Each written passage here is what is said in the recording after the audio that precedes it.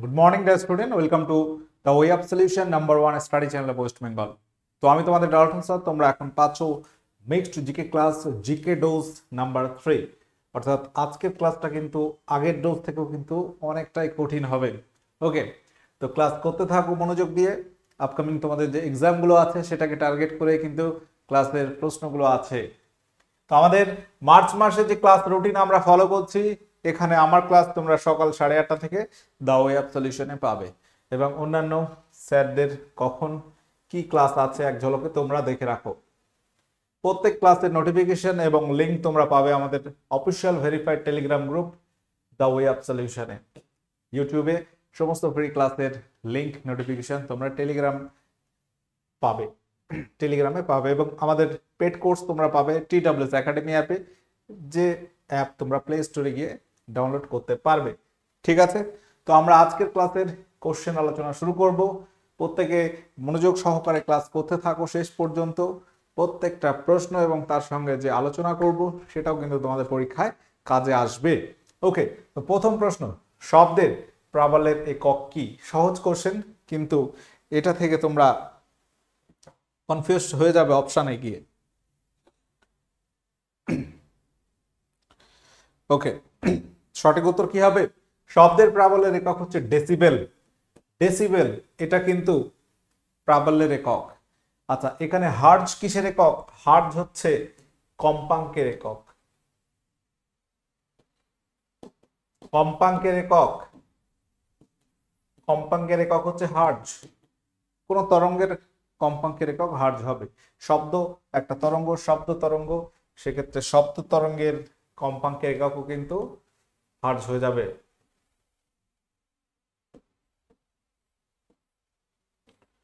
ওকে, আচ্ছা পরবর্তী প্রশ্ন। আচ্ছা, ডেসিবেল বিজ্ঞানী গ্রাহাম বেল, এটা তার নাম অনুসারে কিন্তু এই নামকরণ হয়েছে ডেসিবেল। ঠিক আছে, সরীসৃপ এবং পাখির মধ্যে যোগসূত্র হলো কোনটি? তো আমরা যদি অভিব্যক্তি চ্যাপ্টারে যাই, সেখানে দেখবো যে টোটাল যে বিবর্তনের ইতিহাস, সেখানে এক এক সময় এক একটা প্রাণী, নতুন নতুন প্রাণী তৈরি হয়েছে, এবং তার মধ্যে মিডিলে একটা যোগসূত্র আছে। সেই যোগসূত্রকারী প্রাণী বা অন্যান্য উদ্ভিদের ক্ষেত্রেও যোগসূত্রকারী উদ্ভিদ, সেগুলো আমাদের একটু মনে রাখতে হবে। যেমন সরীসৃপ একটা এবং পাখি একটা আলাদা প্রাণী গোষ্ঠী। তো এই প্রাণী গোষ্ঠী দুটোর মধ্যে যোগসূত্র রক্ষা করছে অর্কিওপটেরিক্স। অপশন এ কারেক্ট হয়ে যাবে। সঠিক উত্তর অপশন এ, অর্কিওপটেরিক্স। এবং তোমাদের আমি একটা লিস্ট লিখে দিচ্ছি। ওকে, যোগসূত্র রক্ষাকারী প্রাণী এবং উদ্ভিদ। ওকে, আমি এখানে লিখে দিচ্ছি। ধরো পেরিপেটাস যদি বলা হয়, এটি কোন কোন প্রাণীদের মধ্যে যোগসূত্র রক্ষা করে? পেরিপেটাস, মনে রাখবে এটি হচ্ছে অঙ্গুরিমাল এবং সন্ধিপদ। অঙ্গুরিমাল ও সন্ধিপদী প্রাণীর মধ্যে সন্ধিপদ। ঠিক আছে, 1 নাম্বার। 2 নাম্বার, মনে রাখবে যে লাংফিশ,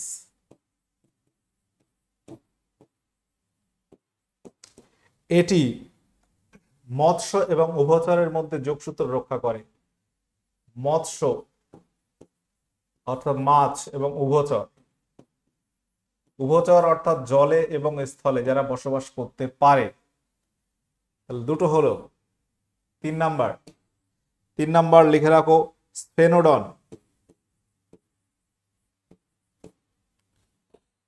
স্ফেনোডন এটি হচ্ছে তোমার কার কার মধ্যে বলো? আমি দেখে দেখে লিখে দিচ্ছি সব। উভচর এবং সরীসৃপ, এটা মৎস্যের সঙ্গে হলো। আর স্ফেনোডনটা হচ্ছে উভচর, উভচর ও সরীসৃপ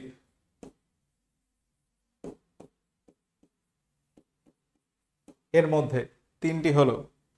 আরেকটা মনে রাখো যে প্লাটিপাস, যেটাকে আমরা হংসচঞ্চু বলি, প্লাটিপাস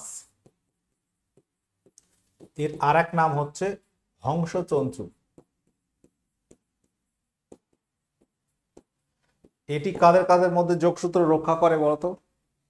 সরীসৃপ ও স্তন্যপায়ী। এটা হচ্ছে সরীসৃপ, লিখে নাও, প্রত্যেকে খাতায় লিখে নাও, সরীসৃপ ও স্তন্যপায়ী। স্তন্যপায়ী প্রাণীদের মধ্যে যোগসূত্র রক্ষা করে। তাহলে এখানে আমরা 4টি লিখেছি, আর একটা এখানে, এটা গেল পক্ষী এবং সরীসৃপ, পাখি এবং সরীসৃপ। আর এখানে তাহলে কি কি হলো? পেরিপেটাস, যেটা কিনা পেরিপেটাস, এটা হচ্ছে অঙ্গুরিমাল এবং সন্ধিপদ। 2 নম্বর হচ্ছে লাংফিশ, মৎস্য অর্থাৎ মাছ এবং উভচর।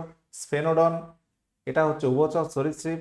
প্লাটিপাস বা হংসজন্তু, যেটা আমরা বলি, সরীসৃপ এবং স্তন্যপায়ী। এটা গেল তোমার প্রাণীদের। এবার উদ্ভিদের ক্ষেত্রে 1 নম্বর লেখো রাইনিয়া, একটু লিখিয়ে রাখি, তাই তো তোমাদের এক জায়গায় থাকবে। রাইনিয়া, এটা হচ্ছে যোগসূত্র রক্ষা করছে ব্রায়োফাইটা। ব্রায়োফাইটা একটা উদ্ভিদ গোষ্ঠী। ও টেরিডোফাইটা, টেরিডোফাইটা, এই দুটো উদ্ভিদ গোষ্ঠীর মধ্যে যোগসূত্র রক্ষা করছে। 2 নাম্বার লিখে রাখো ট্রিফান, এটা কার কার মধ্যে রক্ষা করছে? এটা হচ্ছে তোমার টেরিডোফাইটা এবং জিমনোস্পার্ম। টেরিডোফাইটা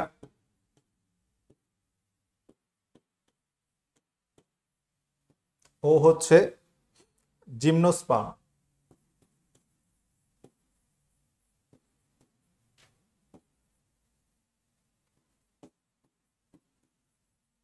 গেল 2 নাম্বার। 3 নাম্বার এটা লিখে রাখো নিটাম। নিটাম হচ্ছে তোমার জিমনোস্পার্ম এবং অ্যাঞ্জিওস্পার্ম।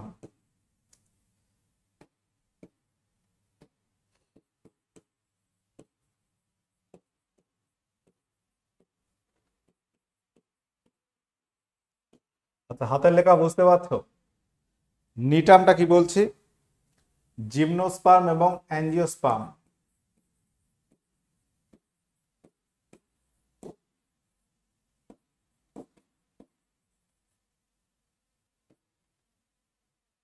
চলো, তাহলে এই হচ্ছে আমাদের যেগুলো বললাম, যে উদ্ভিদ গোষ্ঠীর মধ্যে, প্রাণী গোষ্ঠীর মধ্যে যে সংযোগ রক্ষাকারী প্রাণী বা উদ্ভিদের কথা। ওকে, এক জায়গায় সবগুলো থাকলো, তুমি পরবর্তী সময় খাতা খুললে কিন্তু এক জায়গায় এটা পেয়ে যাবে। পরবর্তী কোশ্চেন, বলো আদর্শ অ্যামমিটারের রোধ কত হবে? আদর্শ অ্যামমিটারের সাহায্যে আমরা কি পরিমাপ করি বলো? অ্যামমিটারের সাহায্যে আমরা কি পরিমাপ করি? অ্যামমিটারের সাহায্যে আমরা বিদ্যুৎ প্রবাহ কি পরিমাণ হচ্ছে, বা প্রবাহ মাত্রা, এটা পরিমাপ করি। গেল। তো এই অ্যামমিটার এর যদি আবার রোধ থাকে তাহলে কি হবে? সঠিক পাঠ পাবো। যত রোধ কম হবে তত আমরা সূক্ষ্ম পাঠ পাবো, যে কি পরিমাণ বিদ্যুৎ প্রবাহ হচ্ছে। ওকে, তাহলে আদর্শ অ্যামমিটার হতে গেলে রোধ হতে হবে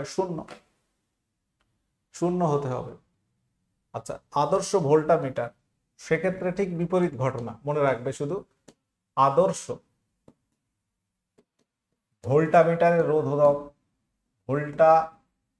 ভোল্টামিটারের সাহায্যে আমরা বিভব প্রভেদ পরিমাপ করছি। আদর্শ ভোল্টামিটারের রোধ হওয়া উচিত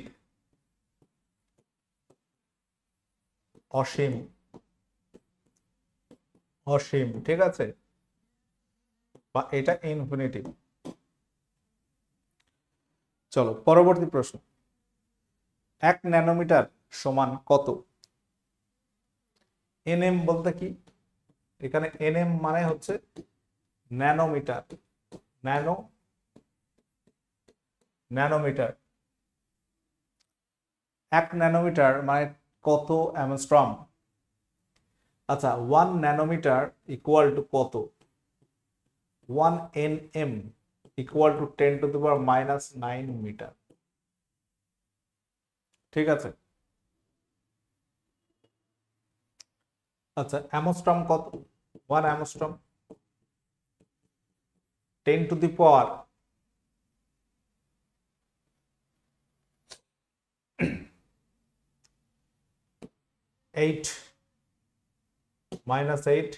মিটার। ঠিক আছে, তাহলে এখান থেকে আমরা কি বলতে পারি? এবার তোমরা বলো।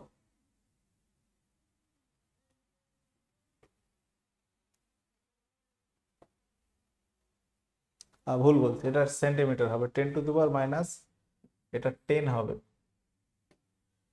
-10 মিটার। এটা মানে 10⁻⁻8 সেন্টিমিটার। অর্থাৎ এই জায়গাটা যদি আমরা ক্যালকুলেশন করি, 1 ন্যানোমিটার মানে 10 অ্যামস্ট্রম। ওকে, অর্থাৎ এই জায়গা থেকে আমরা এটা বলতে পারছি 1 nm ইকুয়াল টু 10 অ্যামস্ট্রম। অর্থাৎ 10 এর মাথায় একটা ডিগ্রি দিয়ে দাও, এর মাথায়, এটা বলা হচ্ছে অ্যামস্ট্রম। অ্যামস্ট্রমের সাহায্যে নর্মালি আমরা তরঙ্গ দৈর্ঘ্য পরিমাপ করি। এই হচ্ছে কিন্তু ক্যালকুলেশন। ভালো করে একটু খেয়াল করো যে ন্যানোমিটার মানে 10⁻9 মিটার। আমরা যদি সেন্টিমিটার বলি, 1 মিটার ইকুয়াল টু 100 সেমি। বা তোমরা এটা এইভাবে মনে রাখতে পারো, ধরো আমরা ছোটবেলায় পড়েছিলাম যে kilometre, hectometre, decametre, metre, decimetre, centimetre, millimetre. অর্থাৎ প্রথমে সে কিলোমিটার, হেক্টোমিটার, ডেকামিটার, মিটার, তাই তো, ডেসিমিটার, সেন্টিমিটার, মিলিমিটার, তাই তো। তো এখানে আমরা যদি 1 কেজি লিখি, 1 কিলো, কিলো, হেক্টা, ডেকা, মিটার, ডেসিমিটার, সেন্টিমিটার, মিলিমিটার। তো এইভাবে 1 কিলো মানে 10 হেক্টা, 100 ডেকা 1000 মিটার, 1 কিলোমিটার মানে 1 কিলোমিটার মানে কি বোঝাচ্ছে? 1000 মিটার। ওকে, বা এখানে তুমি যদি 1 লেখো, পরের সব 10 দিয়ে গুণ করতে হবে। 100, 1000 মিলিমিটার, 1 মিটার মানে 100 সেন্টিমিটার, ডেসিমিটার। ওকে, এইভাবে আমরা ক্যালকুলেশন করি। তাহলে ঠিক পরের স্টেজে গেলে, মানে একটা ধাপ গেলেই 10 দিয়ে গুণ করতে হচ্ছে, এখানে 100 দিয়ে গুণ করতে হচ্ছে। ওরকম এই জায়গায় যেই 1 ন্যানোমিটার 10⁻⁹ হচ্ছে, আর এটা হচ্ছে -10, তাহলে একটা স্টেপ পরেই আমরা পাচ্ছি অ্যামস্ট্রম। নিচের কোন রাশিটির একক ডাইন সেকেন্ড? বলো, ডাইন সেকেন্ড কোন রাশির একক? একটু সময় নিয়েছি এখানে আজকে সায়েন্সের পার্টে। ধরো কিছু কোশ্চেন আছে, এগুলো সায়েন্সের অনেক কোশ্চেন থাকছে। প্রত্যেকটা পরীক্ষায় তুমি যদি দেখো, এখন সায়েন্স রিলেটেড কোশ্চেন বেশি আসছে, যেটা একটা সময় ইতিহাস ভূগোল বেশি আসতো। কোনো পরীক্ষায় সায়েন্স বেশি দিচ্ছে, কোনো পরীক্ষায় কারেন্ট অ্যাফেয়ার্স, কোনো পরীক্ষায় ইতিহাস ভূগোল, তো এরকম আসছে। আচ্ছা, ডাইন সেকেন্ড। আচ্ছা, বলের একক কি? বলের একক কি? এর একক কি হবে? বলের একক হচ্ছে নিউটন। নিউটন, এটা হচ্ছে এসআই একক। আর একটা একক হচ্ছে সিজিএস পদ্ধতির একক কি? সিজিএস পদ্ধতির একক হচ্ছে ডাইন, তাই তো, ডাইন। ভরবেগের একক কি? এটা ভরবেগের একক, ডাইন সেকেন্ড। এবার তোমার মনে হতে পারে ভরবেগ মানে কি বোঝায়? ধরো ভর ইন্টু বেগ, ভরবেগ মানে ভর ইন্টু বেগ। তাহলে এই জায়গা থেকে আমাদের ডাইন সেকেন্ড কি আসছে? একটু চেক করে নেওয়া যাক নাকি, একটু বুঝে রাখো ব্যাপারটা। দেখো, ভরের একক হচ্ছে, তুমি যদি সিজিএস পদ্ধতি বা এসআই পদ্ধতি যে কোনো একটাই ভাবো, সিজিএস পদ্ধতিতে ভরের একক গ্রাম, তাই তো? সিজিএস পদ্ধতিতে ভরের একক কি? গ্রাম। আর বেগের একক কি? Centimetre second square.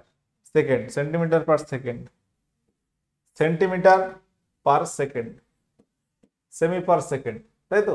বেগের একক ভেলোসিটি। এই হচ্ছে দুটো রাশি।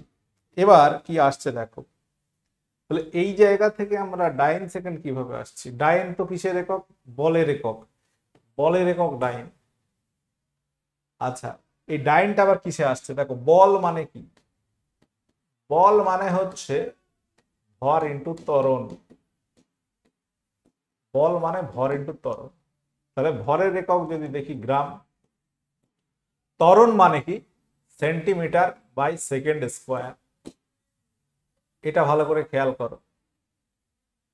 তাহলে আমরা যে ঘটনাটা এই জায়গা থেকে পাচ্ছি, এবার দেখো এই যে গ্রাম পাচ্ছি, এখানে সেন্টিমিটার পার সেকেন্ড স্কোয়ার, শুধু সেকেন্ড আছে, হ্যাঁ, এখানে আমি শুধু এই সেকেন্ডের জায়গায় এস লিখছি। তাহলে যে গল্পটা হচ্ছে, এই জায়গাটা দেখো, সেন্টিমিটার পার সেকেন্ড স্কোয়ার যদি লিখি, সেন্টিমিটার আমরা সেকেন্ড স্কোয়ার লিখলাম, ইনটু, তাহলে একটা সেকেন্ড গুণ করতে হবে, উপরে একটা সেকেন্ড, নিচে একটা সেকেন্ড নিয়েছি, নিচে স্কোয়ার করেছি বলে উপরে একটা সেকেন্ড নিয়েছি, যাতে এস এস কেটে যায় একটা, ম্যাথামেটিক্যালি ভাবো। তাহলে এইটা মানে কি? এইটা মানে কি পাচ্ছি? এটা মানেই ফোর্স, বলের একক। এটা মানেই ডাইন। এটা মানে কি? এটা মানেই হচ্ছে ডাইন। তাহলে এটা যদি ডাইন লিখি, ডাইন ইন্টু সেকেন্ড, এস মানে কি? সেকেন্ড। তাহলে বার করতে পারছো যে ডাইন সেকেন্ড কিসের একক? ভরবেগের একক। একটু বুঝে রাখা দরকার আছে। প্রথমেই বললাম যে ক্লাসের একটু একটু ডেপথে ঢুকবো আজকে। হৃৎপিণ্ডের আবরণকে কি বলে? হৃৎপিণ্ডের আবরণকে কি বলা হয়? হৃৎপিণ্ডের আবরণ, মানবদেহের আমরা যদি দেখি সংবহন মাধ্যম হচ্ছে রক্ত, এবং এই যে রক্ত সংবহন করছে হৃৎপিণ্ড, হৃৎপিণ্ডর যে আবরণী থাকে সেটাকে বলা হয় পেরিকার্ডিয়াম। পেরিটোনিয়াম হচ্ছে বৃক্কের আবরণী, বৃক্ক বা কিডনি, এটা আমরা প্রত্যেকে জানি। মেনিনজেস হচ্ছে মস্তিষ্কের আবরণী, মস্তিষ্কের আবরণ। ফুসফুসের আবরণ হচ্ছে প্লুরা। মনোসাইট এটা কি? এটা একটা শ্বেত রক্তকণিকার একটা ভাগ, শ্বেত রক্তকণিকার একটা ভাগ। বলো 300 ডিগ্রি সেলসিয়াস তাপমাত্রা কেলভিন স্কেলে কত? 300 ডিগ্রি সেলসিয়াস তাপমাত্রা কেলভিন স্কেলে কত? 300 ডিগ্রি। আচ্ছা, কেলভিন স্কেল এটা শুরু হয় কত থেকে? কেলভিন যদি 0 থেকে হয়, 0 কেলভিন মানে কত জানো? 273 ডিগ্রি সেন্টিগ্রেড। অনুরূপে 273 কেলভিন মানে 0 ডিগ্রি সেন্টিগ্রেড। ঠিক আছে, এটা মাইনাস।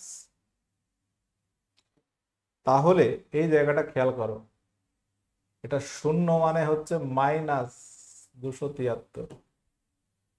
ওকে, মাইনাসটা খেয়াল করো। 273 কেলভিন মানে 0 ডিগ্রি সেন্টিগ্রেড। 1 ডিগ্রি সেন্টিগ্রেড মানে কত? 1 ডিগ্রি সেন্টিগ্রেড মানে 273 প্লাস 1 কেলভিন, 274 কেলভিন।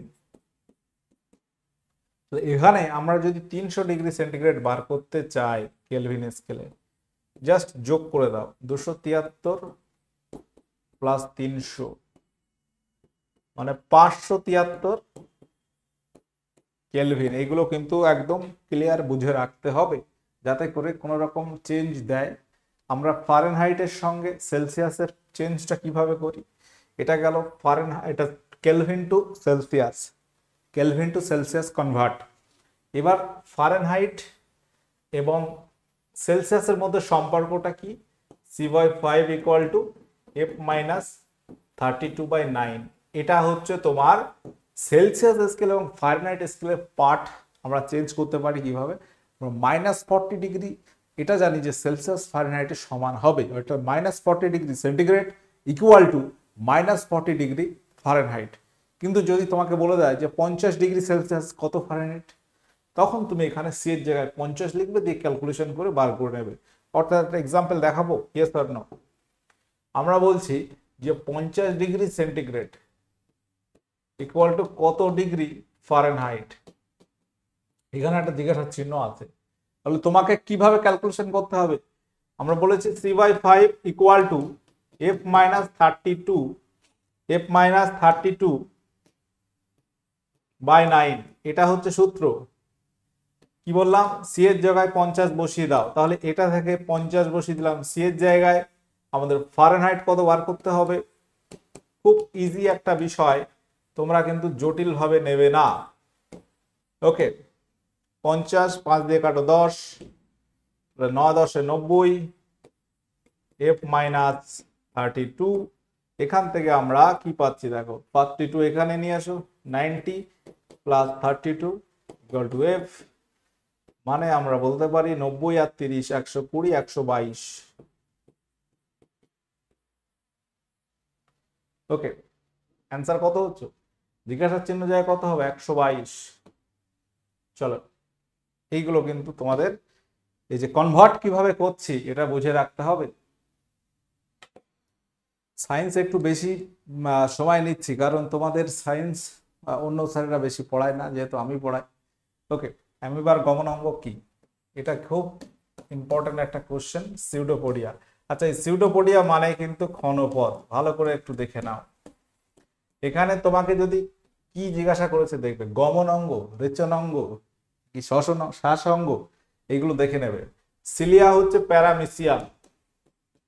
প্যারামিসিয়াম এর গমনাঙ্গ। ফ্লাজেলা হচ্ছে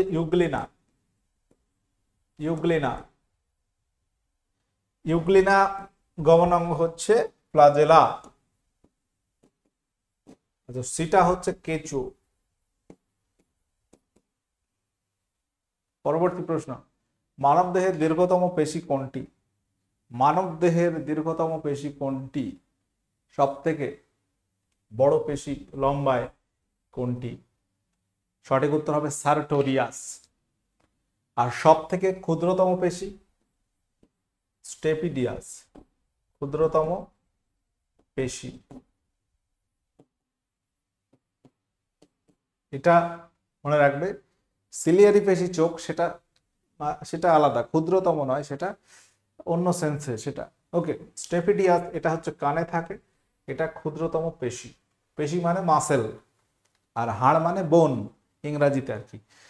দীর্ঘতম হাড় হচ্ছে ফিমার, মানবদেহের দীর্ঘতম হাড় পায়ে থাকে। সার্টোরিয়াস এটাও পাতে থাকে। ফিমার হচ্ছে দীর্ঘতম হাড়। আর ক্ষুদ্রতম হাড় কি? ক্ষুদ্রতম হাড় হচ্ছে স্টেপিস হাড়, এটা কানে, যেটা ক্ষুদ্রতম হাড়। মানবদেহের মোট হাড়ের সংখ্যা আমরা জানি 206। পেশির সংখ্যা কিন্তু নেটেও তুমি বিভিন্ন রকম পাবে, 6 কোথাও 39 কোথাও 700 প্লাস। তো ওটা নিয়ে তোমরা কমেন্টে জানাবে। নিউমোনিয়া নিম্নের কি ঘটিত রোগ?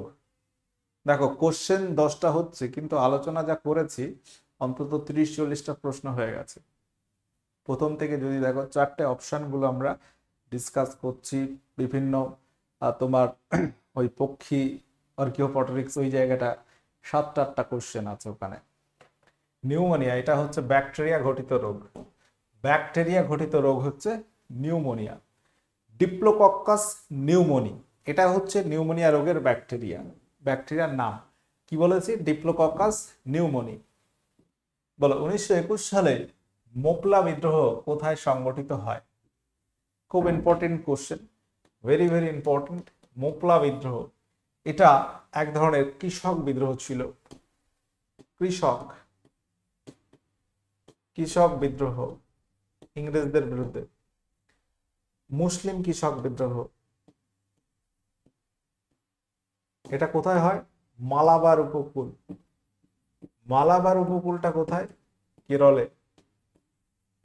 ওকে, মোপলা বিদ্রোহ 1921 সালে সংগঠিত হয় কেরলে।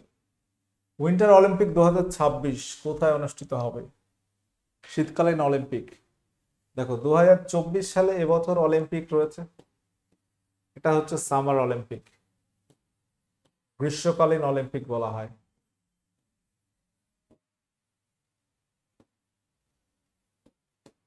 এটা হবে প্যারিস, ফ্রান্সের রাজধানী প্যারিসে হবে। আচ্ছা, উইন্টার অলিম্পিক যেটা হবে 2026 সালে ইতালির মিলানে। এই কোশ্চেন গুলো আমি আগেও পড়িয়েছি, তবুও মনে রাখতে হবে। চন্দ্রগুপ্ত মৌর্য কাকে হত্যা করে মগধের সিংহাসন লাভ করেছিলেন? চন্দ্রগুপ্ত মৌর্য বলো। চন্দ্রগুপ্ত মৌর্য তিনি কে ছিলেন? মৌর্য সাম্রাজ্যের প্রতিষ্ঠাতা ধননন্দকে হত্যা করেছিল, তাই তো? ধননন্দ নন্দ বংশের শেষ রাজা এবং নন্দ বংশের শ্রেষ্ঠ রাজা বললেও ধননন্দ হবে। আচ্ছা, ভারতের জাতীয় কংগ্রেসের জনক বলে কে পরিচিত হয়েছিলেন? জাতীয় কংগ্রেস বা ন্যাশনাল কংগ্রেস এটা প্রতিষ্ঠা হয় আমরা জানি 1885 সালে। তৎকালীন ভারতবর্ষের ভাইসরয় ছিল লর্ড ডাফরিন। তো এই বিষয়টা মাথায় রাখবে। অ্যালান অক্টোভিয়ান হিউম, তার উদ্যোগে জাতীয় কংগ্রেস প্রতিষ্ঠিত হয়েছিল। প্রতিষ্ঠাতা সভাপতি ছিল উমেশচন্দ্র ব্যানার্জি, ডব্লিউসি ব্যানার্জি, কিন্তু জনক বলা হয় অ্যালান অক্টোভিয়ান হিউমকে।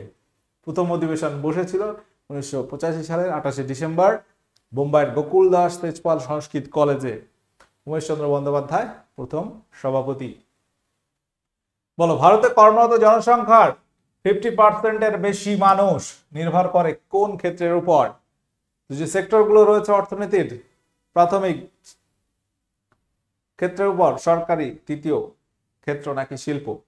শিল্প অর্থাৎ সেকেন্ডারি সেক্টর, পরিষেবা অর্থাৎ থার্ড সেক্টর, কিন্তু মানুষ কাজ করে বেশি প্রাইমারি সেক্টরে। কিন্তু জিডিপি আসে আবার থার্ড সেক্টর থেকে, সব থেকে বেশি 50%-এর বেশি জিডিপি আসছে থার্ড সেক্টর বা পরিষেবা ক্ষেত্র থেকে।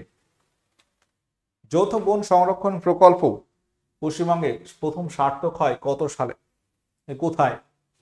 এই যৌথ বন সংরক্ষণ প্রকল্প এটা চালু হয় কত সালে? চালু হয় 1971 সালে। আচ্ছা, পশ্চিমবঙ্গের মেদিনীপুর জেলার আরাবাড়ি গ্রামে চালু হয়েছিল, সেটাও কত সালে? এটাও কিন্তু 1971 সালে, 1971। বলো, লেভার কাপ প্রতিযোগিতা কোন খেলার সঙ্গে যুক্ত? লেভার কাপ প্রতিযোগিতা এটি কোন খেলার সঙ্গে যুক্ত?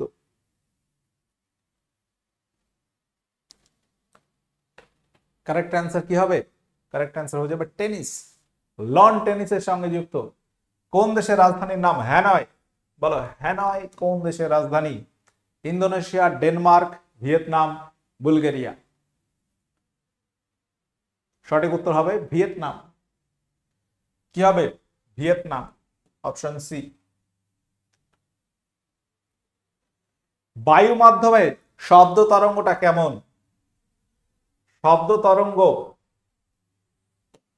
এটা কেমন হবে? তির্যক নাকি অনুদৈর্ঘ্য, তড়িৎচুম্বকীয় নাকি সমবর্তন?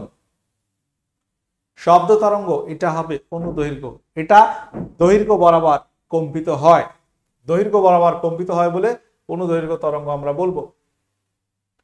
প্রত্যেকে যারা কানেক্ট আছো দেখে রাখো যে ডাব্লিউপিপি 2024 ফাউন্ডেশন ব্যাচ আমাদের শুরু হয়েছে ক্লাস 15 ফেব্রুয়ারি থেকে, এবং নতুন বিজ্ঞপ্তি এসছে। তোমরা যারা ভর্তি হতে চাও ভর্তি হতে পারো, এবং সিলেবাস প্যাটার্ন একটু চেঞ্জ হয়েছে। পরীক্ষার প্যাটার্ন, দুটো পরীক্ষা হতো প্রিলি মেন, এটা টোটালটা একটা হবে। এবার পরীক্ষা হবে একটা, যেটা মেন হতো ধরো ওইটাই হবে একটা, প্রথমে হবে, তারপর পিএমটি পিইটি, তারপর ইন্টারভিউ।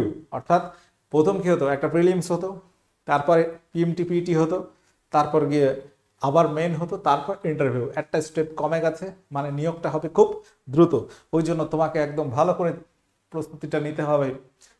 এই যে সময়টুকু পাবে পরীক্ষার আগে, আমাদের ব্যাচ টোটাল তোমাকে কভার করিয়ে দেবে, ঠিক আছে? টোটাল সিলেবাস কভার হবে একটা পরীক্ষায়, ব্যাচ তুমি চাকরি পেয়ে যেতে পারো। অর্থাৎ তোমার এই পরীক্ষাটা ফাইনাল, এবং এটাই তুমি যত বেশি মার্কস ক্যারি করতে পারবে সেটাই তোমার কিন্তু ফাইনালে যোগ হবে। ওকে, পাশাপাশি আমাদের কেপিএসআই এর একটা মেইন ব্যাচ, ডেসক্রিপটিভ ব্যাচ চলছে, ফ্ল্যাগশিপের একটা চলছে, এবং এএনএম জিএনএম এই ব্যাচগুলো রানিং আছে। তাহলে তোমাদের যারা ডাব্লিউপিপি টার্গেট করছো প্রত্যেকে খুব ভালো করে প্রস্তুতি নিতে হবে। কোনো রকম কিন্তু ফাঁকি মারলে হচ্ছে না। কম্পিটিশন কিন্তু আগের মতো হবে না, অন্য রকম স্টাইলে হবে। অর্থাৎ প্রিলিমসে যেরকম কাট আপ যেত কম, সেই জায়গাটা থাকছে না, একটু হাই থাকবে। তারপর যেহেতু টোটাল তোমাকে আবার কি করতে হচ্ছে, সেখানে পিএমটি পিএটি পাস করতে হবে, সেটাও কিন্তু হার্ড হবে। ওকে, তাহলে প্রস্তুতিটা টোটালটা নিতে হবে এবং প্রথম থেকেই সময় নষ্ট করলে হবে না। সময় আজ এখন থেকেই পড়তে হবে। তুমি 2 দিন পরে পড়বে, 5 দিন পরে শুরু করবে, সেই দিন কিন্তু আর নেই, এটা মাথায় রাখো। আচ্ছা, কোন নদীটি আরব সাগরে মিশেছে? সঠিক উত্তর হবে মাহি। হাম্পি কোন নদীর তীরে অবস্থিত? হাম্পি এটি হচ্ছে তুঙ্গাভদ্রা। ভারতের কোন অংশে ঝুম চাষ দেখা যায়? একটু দ্রুত বলছি, এই কোশ্চেন গুলো আমি আর বেশি ডিসকাস করছি না। উত্তর পূর্ব ভারতে। ইন্দ্রাবতী ন্যাশনাল পার্ক এটি কোথায় অবস্থিত? বিভিন্ন ন্যাশনাল পার্ক আমাদের যা আছে ভারতবর্ষে, কোনটি কোন রাজ্যে, এগুলো আমাদের জানতে হবে। আমাদের ওয়েস্ট বেঙ্গলে আছে 6টি, সেগুলো ক্লিয়ার মনে রাখতে হবে। কতদিনের হোমওয়ার্ক এটা ছিল? ইন্দিরা গান্ধী খাল প্রকল্প কোন উদ্দেশ্যে নির্মিত হয়? জলসেচ, অপশন বি। এটা তোমরা হোমওয়ার্ক করবে যে গঙ্গা নদী পশ্চিমবঙ্গের কোথায় গিয়ে ভাগ হয়েছে। তো আজকের সেট ডোজ নাম্বার 3-তে তোমার স্কোর কত হলো একটু জানিয়ে দেবে, ঠিক আছে? আমাদের web solution TWS academy YouTube channel subscribe করে নোটিফিকেশন অল করবে। পাশাপাশি আমাদের TWS একাডেমি অ্যাপ প্লে স্টোরে তোমরা পাবে। ওকে, এখানে আজকের আলোচনা এন্ড করলাম। সকলে ভালো থাকো, সুস্থ থাকো। যে ক্লাসগুলো করেছি, যে কোশ্চেনগুলো যেগুলো প্রয়োজন আছে, তুমি অবশ্যই লিখে নেবে খাতায়। ওকে, টাটা, বাই।